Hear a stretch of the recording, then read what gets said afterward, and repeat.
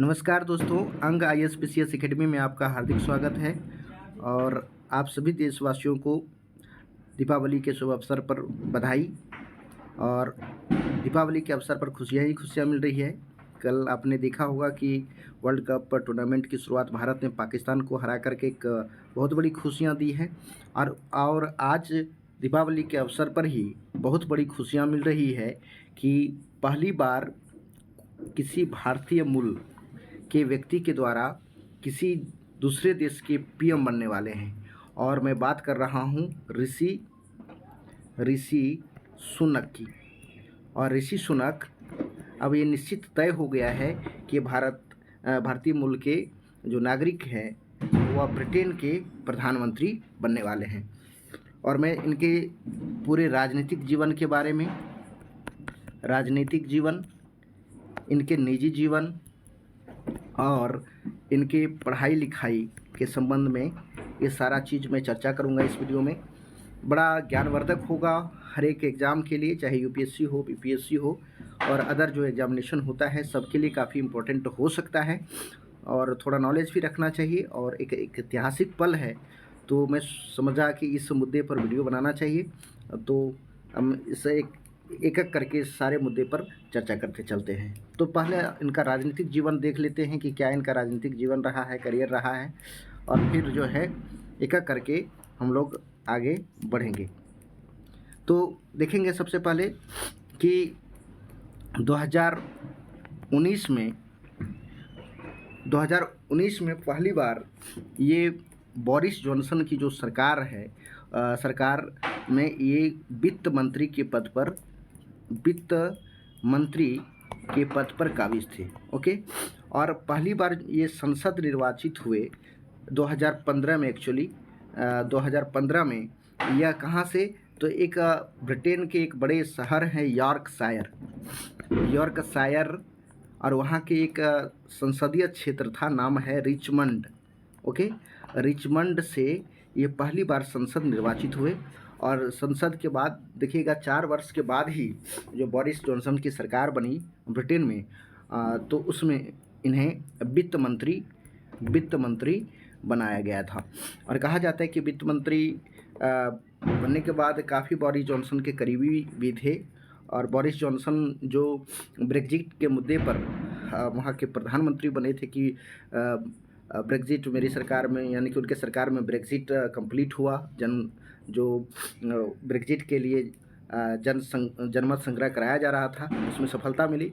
और कहा जाता है कि जहाँ से ये रिचमंड से जीते हुए थे, रिचमंड से इन्होंने जीत हासिल किया था संसदीय क्षेत्र में, संसद के रूप में, वहाँ से 55% जो है जनमत संग्रह में वोट हासिल हुआ कि ब्रेक्जिट से ब्रिटेन को मतलब यूरोपियन यूनियन से ब्रिटेन को अलग होना चाहिए, नहीं ब्रेक्जिट होना चाहिए।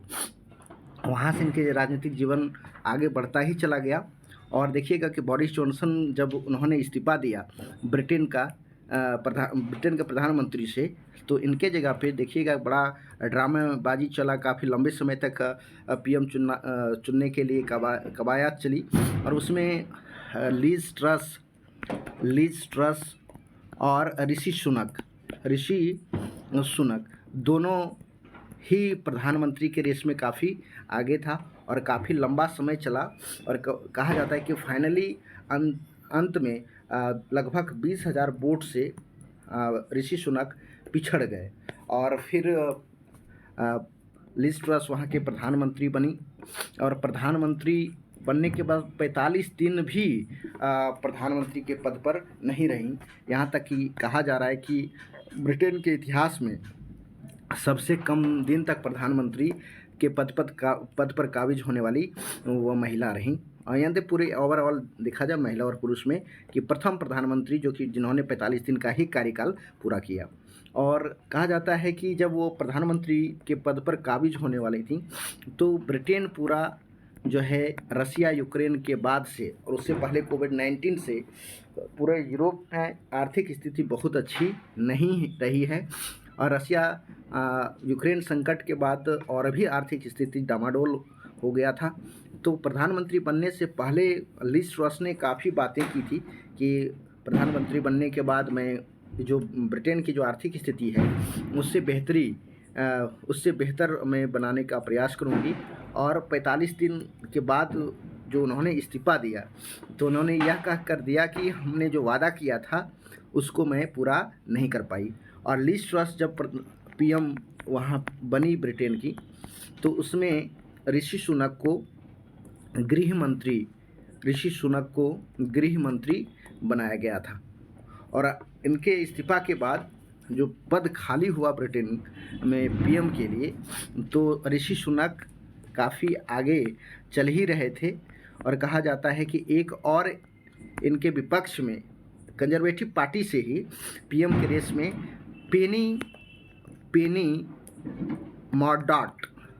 मॉर्डॉट ने नामांकन भरने का प्रयास किया था। लेकिन आज उन्होंने सोशल मीडिया पे ट्विटर से ट्वीट करके उन्होंने बताया है कि हम प्रधानमंत्री के जो पद के लिए नामांकन दाखिल करने वाली थी मैं उनको वापस लेती हूँ।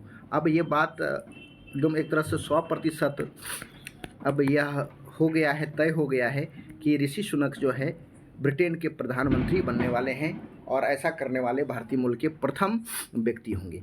तो कुल मिलाकर के देखा जाए तो इनका राजनीतिक करियर के साथ साथ इनका जो प्रधानमंत्री बनने तक का जो है सफ़र वह मैं बता दिया हूँ। और यहाँ तक कि कहा जा रहा है कि 28 तारीख को यानी कि 28 अक्टूबर को संभवतः यह शपथ ले सकते हैं ब्रिटेन के प्रधानमंत्री के रूप में।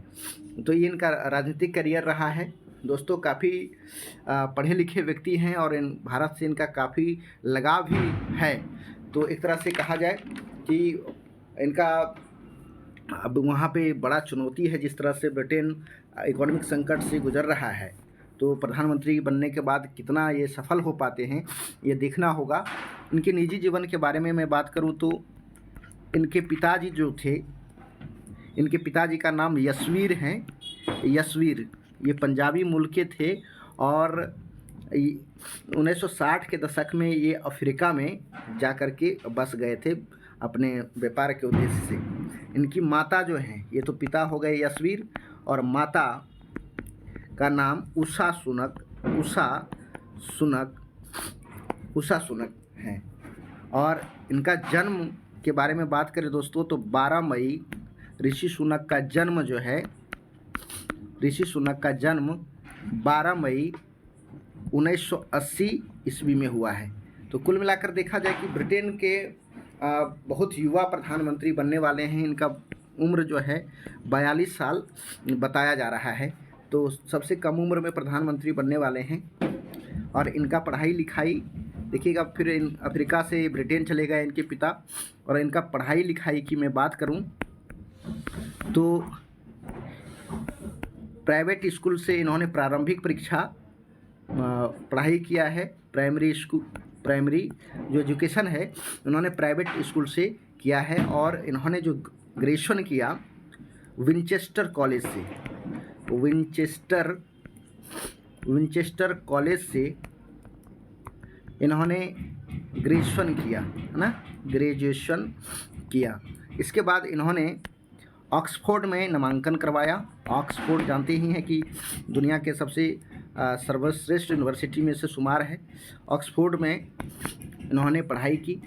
इसके बाद ऑक्सफोर्ड से इन्होंने दर्शन शास्त्र की यानी फिलॉसफी की, राजनीतिक यानी पॉलिटिकल साइंस की, राजनीतिक शास्त्र के साथ साथ इन्होंने अर्थशास्त्र में भी इन्होंने डिग्रियां हासिल की। इसके बाद फिर इन्होंने स्टैनफोर्ड यूनिवर्सिटी से यानी विश्वविद्यालय से इन्होंने एमबीए की पढ़ाई की। एमबीए की पढ़ाई करने के बाद इन्होंने बैंक में नौकरी कर लिया दोस्तों। और बैंक में नौकरी करने के बाद फिर इन्होंने अपने राजनीतिक जीवन का शुरुआत किया। जैसा कि मैंने पहले बताया कि बोरिस जॉनसन की सरकार में इन्हें वित्त मंत्री बनाया गया था। और फिर लिज ट्रस जब पीएम बनी तो ये गृह मंत्री थे।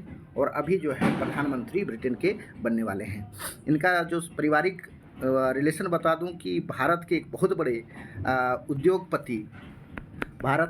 बड़े उद्योगपति जो इन्फोसिस है, इन्फोसिस एक कंपनी है, इन्फोसिस के संस्थापक एन आर नारायण उनके दामाद हैं दोस्तों, है ना, दामाद हैं। और एक तरह से कहा है कि जो एन आर नारायण की जो पुत्री है अक्षता मूर्ति, उनसे शादी इनका 2009 ईस्वी में हुआ।